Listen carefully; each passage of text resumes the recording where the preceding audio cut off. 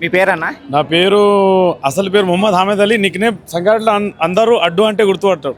అడ్డు టీజీఆర్ అంటే గుర్తుపడతారు అందరు. సో ఏ వార్డు నుంచి పోటీ చేస్తున్నారు? నా వార్డు 34వ ward Indira colony. Indira colony అంటే ఇందిరమ్మ ఇచ్చిన ఇల్లులు. అక్కడ నా వార్డు ప్రజలు అందరు ఇక్కడనే ఉన్నారు, నా ఓటర్లు. వీళ్ళ ఆశీర్వాదం, వీళ్ళ సపోర్ట్ తోటే నేను ఈ స్టేజ్ మీదకి వచ్చినాను. వచ్చి ప్రింట్ మీడియా వాళ్ళతో మాట్లాడుతున్నాను. సో మీరు ప్రచారానికి వెళ్తుంటే మేజర్ ప్రాబ్లమ్స్ ఏ కనిపిస్తున్నాయి ఎక్కువగా మీకు? చాలా ఉన్నాయి నా వార్డుల సమస్యలు. నా బస్తీలో చాలా ప్రాబ్లమ్స్ ఉన్నాయి. ఇప్పుడు నా బస్తీలో చాలా వరకు 2180 ఓట్లు ఉన్నాయి. అంటే చాలా పెద్ద వార్డు నాది.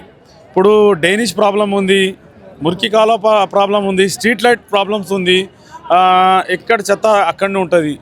చాలా రోడ్డు సీసీ రోడ్స్ ప్రాబ్లం కూడా ఉంది. ఇంతకుముందు ఉన్న 15 సంవత్సరాలు చేసిన కౌన్సిలరు, టీఆర్ఎస్ కౌన్సిలర్ ఏం చేయలేకపోయింది నా వార్డులో.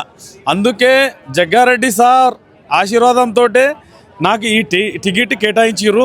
నా ప్రజలు, నా బస్తీ వాసుల తరఫున నా ఆశీర్వాదంతో వచ్చింది నాకు. సో మిగతా పార్టీలు కాదనుకుంటా మీ పార్టీకి ఎందుకు ఓటేయాలంటే ఒక మాటలో ఏం చెప్తారు? మా పార్టీ నేషనల్ పార్టీ. మా పార్టీ చేసినవి అన్నీ కాదు. ఇప్పుడు కాంగ్రెస్ పార్టీ అంటేనే అందరు పేదోళ్ళ పార్టీ. పేదోళ్ళ గురించి ప్రతి ఒక్కటి కాంగ్రెస్ పార్టీ చేస్తుంది.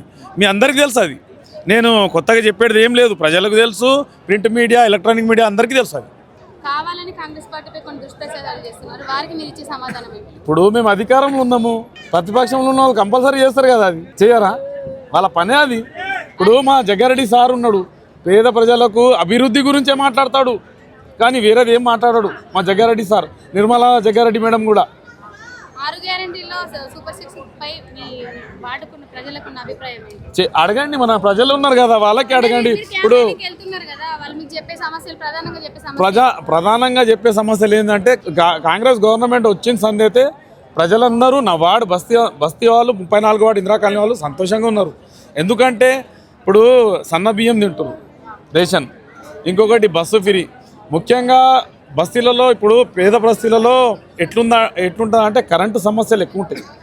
ఆ కరెంటు బిల్లు కూడా మన గవర్నమెంటే చేసింది, కాంగ్రెస్ గవర్నమెంట్. 1 కోటి మంది మహిళలను కోటీశ్వరులు చేసే పథకం అయితే కాంగ్రెస్ ప్రభుత్వం పెట్టింది. అయితే మీ గ్రామంలో ఉన్న సహకార సంఘాలకు మీ ద్వారా ఏ రకంగా సహకారం? 100% నా వార్డులో ఉన్న నా ఆడబిడ్డలకు, నా అమ్మలకు, నా తల్లులకు 100% నేను అండగుంటా. ఒక ముందు అడుగేసి వాళ్ళ గురించి నేను అన్నీ చేస్తాను.